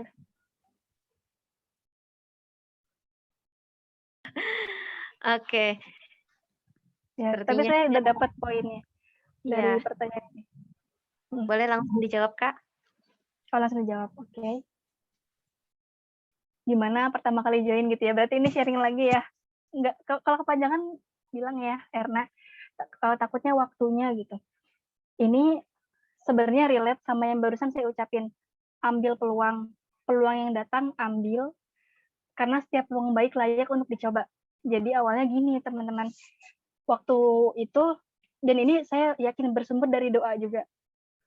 2020 itu kan, saya kan masuk 2019 ya ke Taskia. Otomatis semester panjang itu saya dapatkan pertama kali di tahun 2020. Ya, 2020 itu akan ada semester panjang, ya kayak sekarang gitu ya. Saya bingung tuh waktu itu. Bingung karena mau diisi kegiatan apa. Waktu itu mau mikir kayak gitu. Terus saya berdoa gitu. Ya Allah, saya nggak mau waktu liburan saya tidak bermanfaat. Beri saya kesibukan yang bermanfaat. Dan di situ ya udah fokus aja gitu berdoa. Terus pas menjelang liburan, kakak kelas saya pas di SMK nawarin untuk jadi presenter di salah satu, bentar ya teman-teman.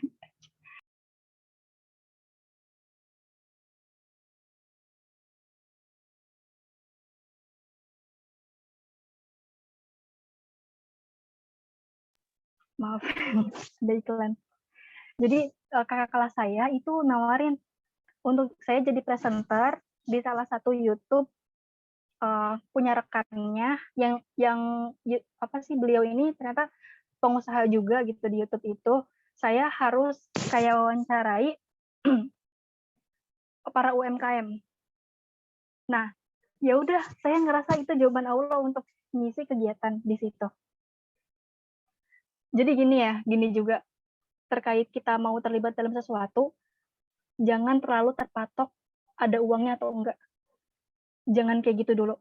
Karena boleh jadi dari tempat itu oke, nggak ada secara materi gitu kita dapetin, tapi kita dapat relasi lagi yang ternyata di situ kebermanfaatannya banyak buat kita gitu.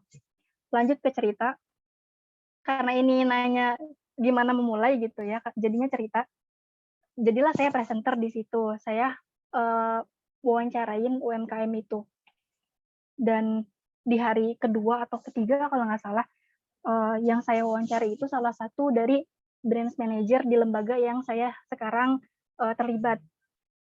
Beliau nanya, Anissa kegiatannya apa? Saya bilang saya mahasiswi Pak, semester 2. Ini di break acara ya ceritanya. Saya semester 2 Pak gitu. Oh jurusan apa? Akuntansi bla bla bla bla bla. Nanyalah pokoknya gitu kan. Singkat cerita, beliau ini langsung nembak bilang mau nggak join jadi tim saya gitu. Itu kan ini ya rezeki juga gitu. Rezeki bisa apa namanya memperluas relasi dengan orang yang ibaratnya dia punya relasi-relasi lagi gitu. Dan ternyata di situ kan awalnya saya kan bilang juga saya jurusan akuntansi syariah. Terus kata dia, oh relate nih gitu. Saya di sini gitu kan. Mau nggak join kurang satu tim gitu. Ya udah, kan saya kan prinsipnya ambil setiap peluang baik, karena peluang baik itu layak untuk dicoba gitu kan. Oke Pak, saya mau. Bisa juga langsung mau waktu itu. Singkat cerita ya udah, diminta identitas, ya udah gabung. Udah gitu. Simple ya.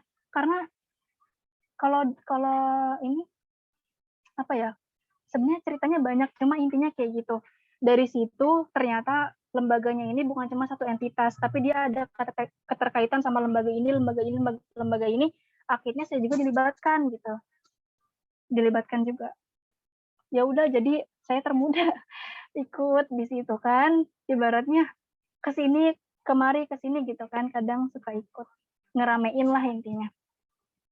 Terus terkait waktu, dan waktu di situ juga fleksibel, alhamdulillah. Jadi apa ya, ya emang kalau misalnya apa ya bicara tentang gimana cara memulai, setiap orang tuh beda-beda, tapi intinya perluas silaturahim juga, karena itu mendatangkan rezeki. Rezeki itu banyak, bukan cuma uang, tapi relasi teman-teman yang solih itu rezeki. Kayak gitu. Ada lagi? Oke, baik. Kita masuk kepada pertanyaan selanjutnya. Ada dari Kak Emir.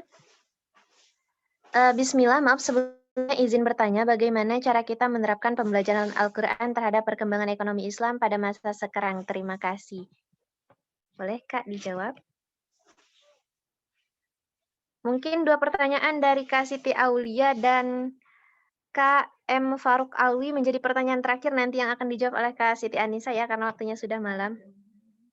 Bagaimana cara kita menerapkan pembelajaran Al-Quran terhadap perkembangan ekonomi Islam pada masa sekarang?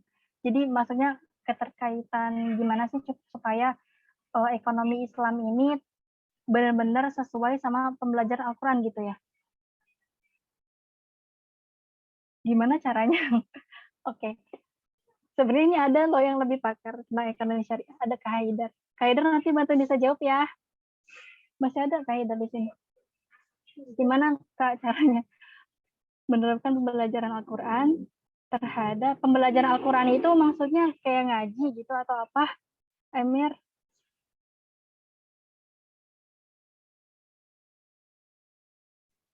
Pertanyaannya boleh diperjelas lagi gitu. Selain Perkembangan untuk ekonomi. Kak, pertanyaannya mungkin kita switch dulu ke pertanyaan selanjutnya kali ya Kak, dari Kak Siti Aulia, sambil nunggu revisi dari pertanyaan Kak Emir. Kekuatan doa. Bagaimana menasihati teman yang tidak percaya akan kekuatan doa? Ya udah, kalau kita mah nasihatin udah cukup, gugur semua. Ibaratnya kewajiban kita untuk mengingatkan, balik lagi ke dia, dianya mau percaya atau enggak, ya udah, kita tuh enggak akan pernah bisa kontrol orang lain untuk jadi sesuai sama yang kita percaya, ibaratnya enggak akan pernah bisa. Kita tuh enggak boleh juga memaksa seseorang ya, jadi cukup kita nasihatin aja, setidaknya itu kita sudah menggugurkan kewajiban. Jadi enggak gimana-gimana gitu. Kalau udah nasihatin ya udah gitu, cukup sampai situ aja doain. Nanti juga dia seiring berjalannya waktu pasti bakal percaya doa itu benar-benar kuat. Kalau saya pribadi itu percaya banget doa tuh kuat banget. Ya. Kalau Erna gimana? Percaya ya Erna? Percaya Kak insya Allah. Banyakin doa. Iya benar. Boleh kita lanjut ke pertanyaan selanjutnya kali ya Kak, dari Kak M. Faruk Alwi. Afwan izin bertanya Kak, pernah nggak memandang kawan sendiri di dunia Olimpiade sebagai rival buat kita up diri, kemudian kadang dilema mau ikut lomba sana-sini cuma takut ketinggalan pelajaran kuliah, tapi IP turun karena pikiran terlalu terkonsen ke lomba. Kemudian menurut kakak kita lebih baik fokus ke satu subjek lomba, atau kita mencoba untuk ikut bidang-bidang lainnya juga? Masya Allah pertanyaannya ya. Iya. Saya tertarik sama yang pertanyaan terakhir dulu nih. Yang lebih fokus ke satu subjek lomba atau kita coba untuk bidang lainnya. Kalau dulu gitu ya, ini berdasarkan pribadi lagi, SMK itu fokusnya di Olimpiade sampai sampai tahun kemarin itu masih banyaknya Olimpiade. Tapi karena ya dikelilingin teman-teman yang luar biasa juga gitu ya, lomba-lomba, dapat mentor juga gitu. Nah, si orang ini tuh bilang gitu, jangan fokus di zona nyaman, karena sesuatu hal yang besar itu nggak berasal dari zona nyaman. Kalau di Olimpiade terus misalnya gitu ya, itu nasihat buat saya ceritanya. Artinya ya udah Olimpiade gitu terus. Akhirnya saya ikut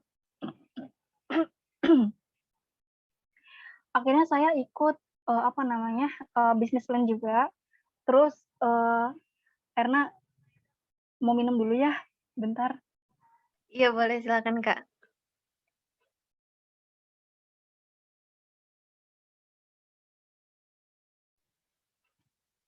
Luar biasa sekali ya teman-teman sobat juara kita pada malam hari ini, antusiasnya untuk memberikan pertanyaan, diberikan apresiasi yang sebesar-besarnya untuk teman-teman Tasgia Juara yang sudah antusias dan aktif untuk bertanya dalam acara Let's Talk pada malam hari ini.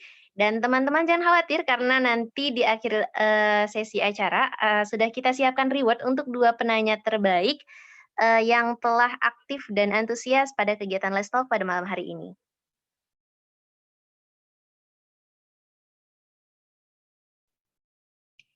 Nah, dari situ tadi ya, nggak cuma di Olimpiade aja, tapi bisnis plan juga, terus karya tulis ilmiah juga gitu. Intinya ini ya, kayak stamina wa atona juga, sama mentor. Teman-teman juga kalau belajar harus ada mentornya. Kalau makanya nih, Taskia Juara tuh keren banget, banyak mentornya. Jadi teman-teman gabung lah di Taskia Juara. Itu nanti bakal banyak mentor. Terus terkait pernah nggak memandang kawan sendiri di dunia Olimpiade sebagai rival buat kita up diri, kemudian kadang dilema mau ikut lomba sana sini cuma takut ketinggalan pelajaran kuliah. Itu wajar ya kalau kita ngerasa takut ketinggalan apa namanya, mata kuliah. Tapi kan kita punya teman kelas. Kita bisa nanya lagi ke teman kelas apa yang udah dipelajari misal gitu. Dan pelajaran juga kalau udah di kelas tuh fokus.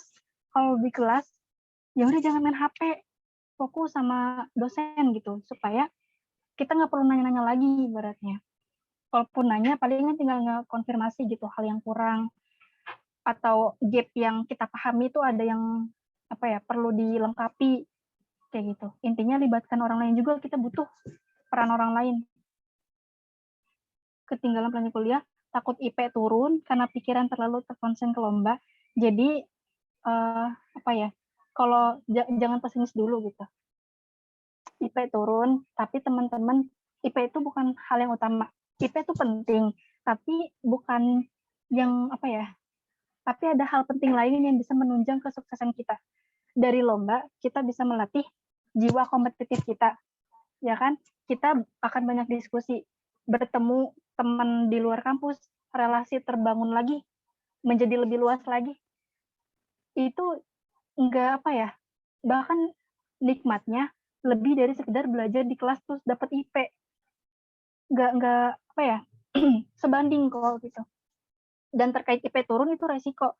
Jadi tergantung usaha teman-teman sendiri gitu. Kalau teman-teman lebih banyak lagi usahanya, teman-teman yang lain tidur, terus kalian ambil waktu malam itu belajar, itu pasti nggak akan ada apa namanya IP turun. Jadi dapat 2 double IP-nya bagus, terus lombanya juga dapat. Tapi emang harus keyword-nya lebih lagi. Bukan yang biasa-biasa aja kayak biasanya. Terus apalagi ya ini takut terkonsen ke lomba.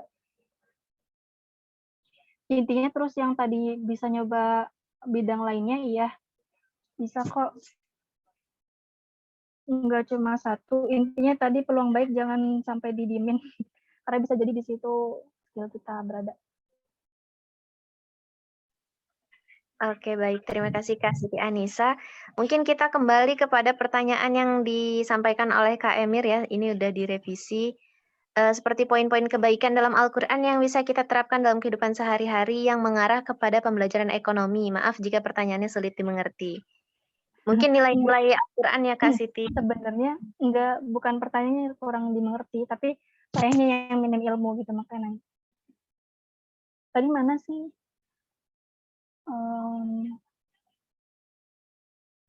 Bagian bawah ya? Oh, Iya. seperti poin-poin kebaikan dalam Al-Quran yang bisa kita terapkan dalam kehidupan sehari-hari yang mengarah pada pembelajaran ekonomi. Maaf. Oke. Mungkin pertanyaannya Erna ulang lagi ya Kak. Izin bertanya bagaimana cara kita menerapkan pembelajaran Al-Quran terhadap perkembangan ekonomi Islam pada masa sekarang. Ya, intinya poin-poin kebaikan ya, poin-poin kebaikan yang mengarah ke ekonomi. Poin tentang filantropi Islam itu juga bisa berpengaruh ke perkembangan ekonomi Islam. Karena ini ya, filantropi Islam, zakat, infak, sedekah, dan wakaf itu murni dimiliki sama Islam. Kalau misalnya bank itu kan ada bank syariah, bank konven, asuransi syariah, asuransi konven. Mereka punya juga ibaratnya kan. Kalau filantropi Islam yang jiswab cuma Islam doang yang punya. Artinya ini kalau misalnya dioptimalkan, maka bisa berpengaruh pada perkembangan ekonomi. Karena konsep di dalamnya itu apa? Konsepnya itu mengandung sisi konsep kedermawanan gitu ya. Ada distribusi pendapatan. Dan kalau teman-teman sudah bisa membedakan, sudah perlu tahu ya, perbedaan masalah ekonomi Islam dan konven.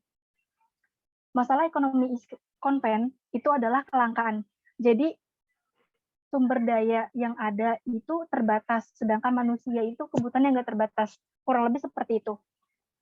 Kelangkaan kalau konvensional. Tapi kalau kita, ekonomi Islam, yang menjadi masalah itu adalah tidak meratanya distribusi pendapatan. Nah, jiswaf ini yang ada dalam Al-Quran banyak ya, kita disuruh infak, sedekah, banyak tuh. Al-Baqarah 175. Iya, 175. Coba nanti dicek ulang. Itu kita disuruh juga menafkahkan rizki yang kita punya.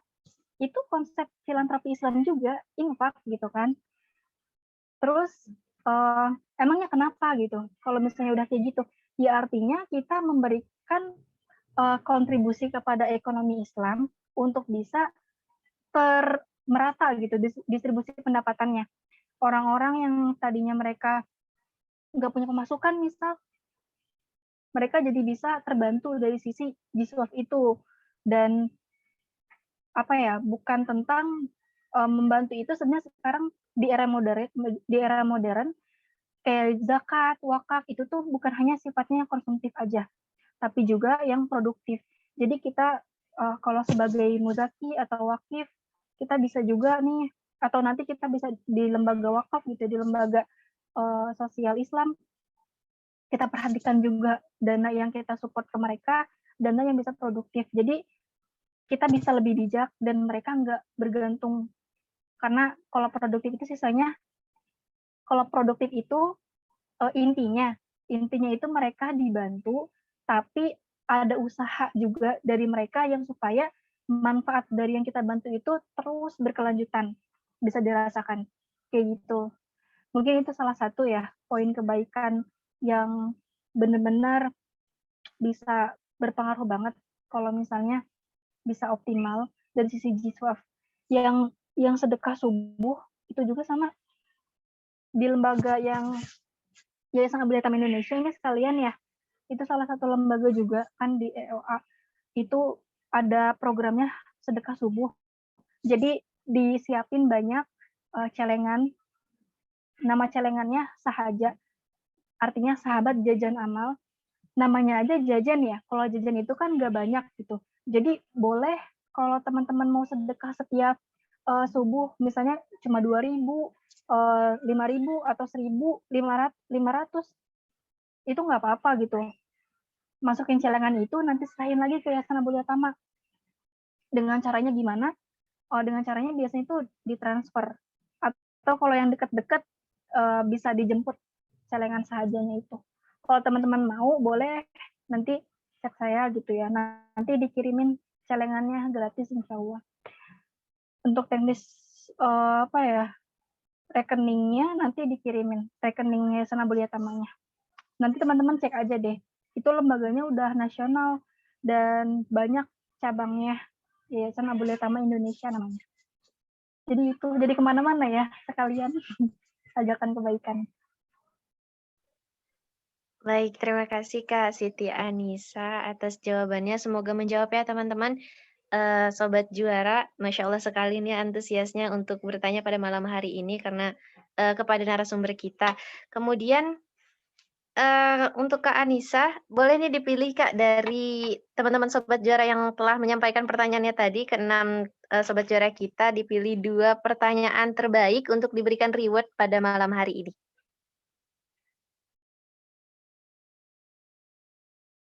Kira-kira siapa ya? Dulu. Ya, yang pertama tadi ada Kak Turfa, ada Kak Gusti Randa, Kak Rizky Hairunisa, Kak Emir, Kak Siti Aulia, dan Kak M. Faruk Alwi.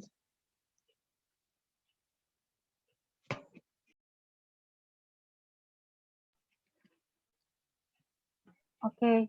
Erna pilih satu deh. Oke deh. Oke Kak. Ya. Menurut Sebelumnya kita kasih apresiasi dulu nih ya Kak buat teman-teman yang udah antusias dan aktif untuk bertanya pada malam hari ini. Kalau dari aku pilih Kak. Kita lihat pertanyaannya dulu ya.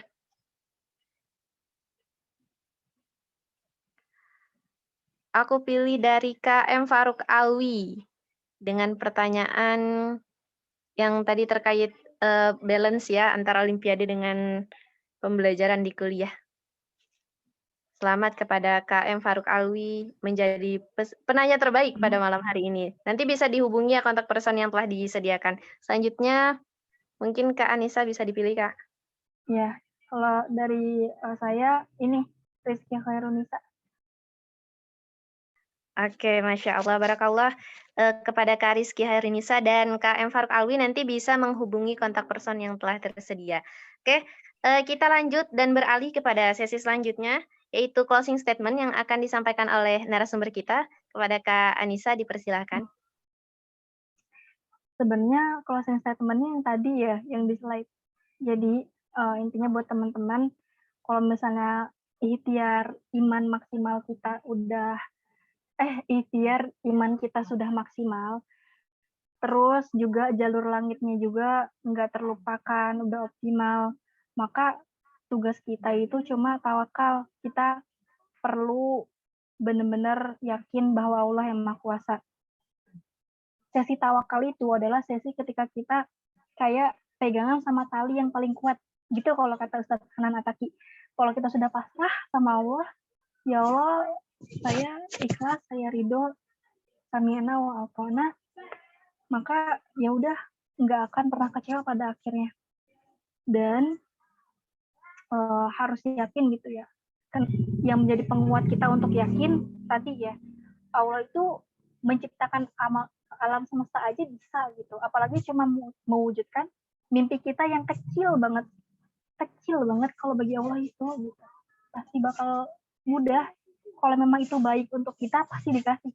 Tapi kalau misalnya enggak, maka pasti akan diganti dengan yang lebih baik. Ini intinya yakin. Terima kasih Kak Anissa. Selanjutnya ada sesi pemberian cindera mata dari panitia Tazkiyah Juara, teman-teman Lestok. Mungkin co-host bisa dipersiapkan dan sesi dokumentasi ya. Jadi teman-teman yang bisa untuk mengaktifkan kamera, mohon untuk diaktifkan kameranya biar kelihatan nih teman-teman Sobat Juara semangat-semangatnya di sesi dokumentasi pada malam hari ini. Bisa disiapkan?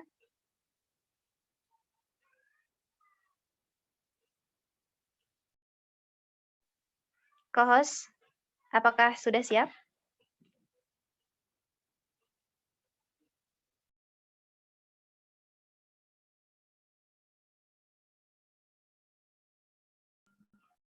Mungkin sambil nunggu gitu ya. Tadi ada yang kelewat juga satu hal. Sebenarnya ini relate sama slide yang ya Allah aku lelah yang tadi. Masih ingat ya Erna? Untuk kayak jadi penguat gitu juga gitu. Nggak apa-apa kan nambahin dikit ya sambil nunggu. Biar nggak kosong waktunya.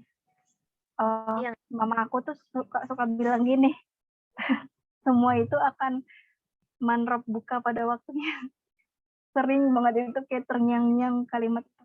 Jadi maksudnya jangan terlalu berlebihan juga gitu ngejar sesuatu. Kalau itu nggak sesuai sama kita ya udah, orang ini bukan apa ya, kita di dunia ini tuh kayak gitu.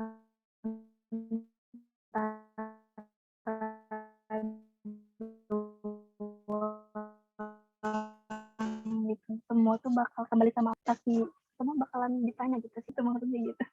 Bakal balik lagi ke kubur. Gitu. Ingat aja itu supaya kuat. Masya Allah. Gimana tim dokumenter? Apakah sudah siap? Oke. Ini dia teman-teman yang bisa mengaktifkan kameranya boleh diaktifkan. Kita foto bersama ya. Boleh dipandu Sabila?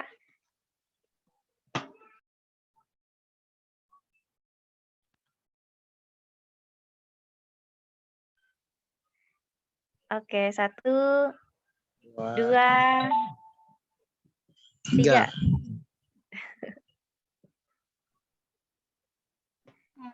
Punten Erna. Iya. Ini mau foto kenang-kenangan sama pemateri dulu sebentar ya. Iya, oke. Oke, siap.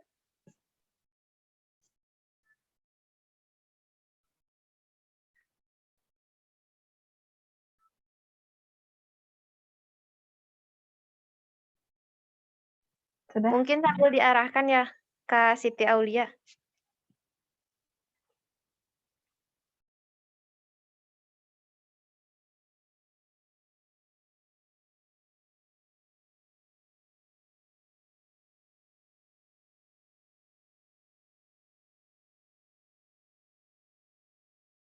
Baik Kak Anissa, 1, 2, 3. Untuk yang kedua, sertifikat diberikan kepada moderator. Dimohon Sabila.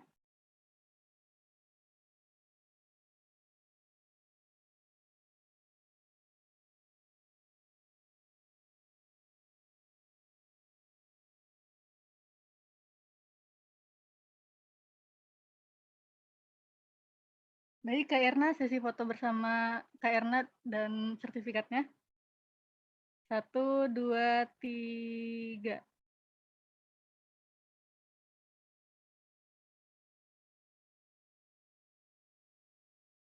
Sabila boleh diselesaikan share screen-nya. Makasih banyak, Sabila.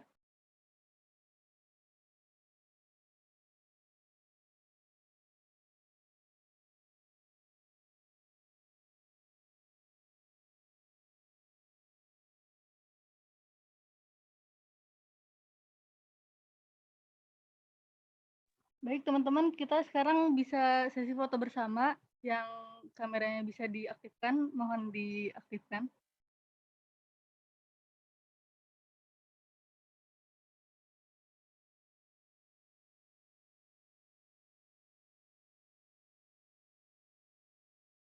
Ditunggu ya, teman-teman, 10 detik lagi.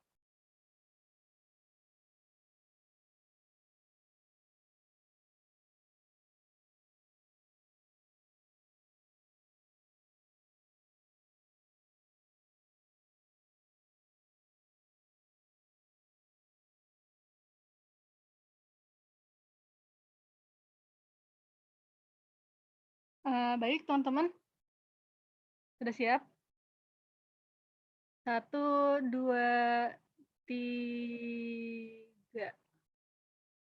Lagi. 3, 2, 1. Sekali lagi. 1, 2, 3. Udah. Terima kasih banyak, Kak Erna. Dikembalikan lagi kepada Kak Erna. Oke, baik. Terima kasih kepada Kak Siti Aulia selaku tim dokumenter ya, teman-teman. Tidak terasa sudah berada di penghujung acara. Kita semua Sobat Juara, apresiasi yang sebesar-besarnya untuk teman-teman Sobat Juara yang telah mengikuti kegiatan Let's Talk pada malam hari ini dari awal sampai akhir. Dan terima kasih juga kepada narasumber kita, Kak Siti Anisa Satifah, atas ilmu yang telah dibagikan tadi. Semoga apa yang diberikan tadi dapat memotivasi kita sebagai generasi-generasi Robani untuk lebih berprestasi dan menginspirasi tentunya. Kita akhiri sesi kita pada hari ini, teman-teman. Syukran katsiran ala ihtimamikum. Thanks for your attention and the last. Wassalamualaikum warahmatullahi wabarakatuh. Waalaikumsalam warahmatullahi wabarakatuh. Waalaikumsalam warahmatullahi Syukron, jazakumullah khairan.